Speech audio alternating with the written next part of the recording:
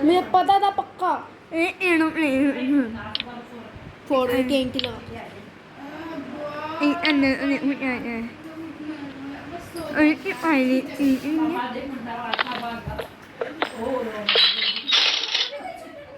हाँ अपन इन पे कूद सकते हैं लिली पैड्स पर ये मैं तो बता दूं था ना सबने कहा भी बहुत सुंदर 10 बजे पहले कौन जाओ लो कोई मैंने पढ़ाई की 6 घंटा पापा बोल दिए 10 बजे तक रहो जब बैठ में 6 घंटा ये देख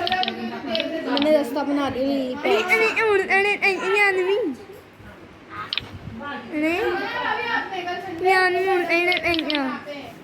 ये देख मैंने लिली पैड से घर बना दिया सॉरी क्या ब्रिज बना दिया हाँ बढ़िया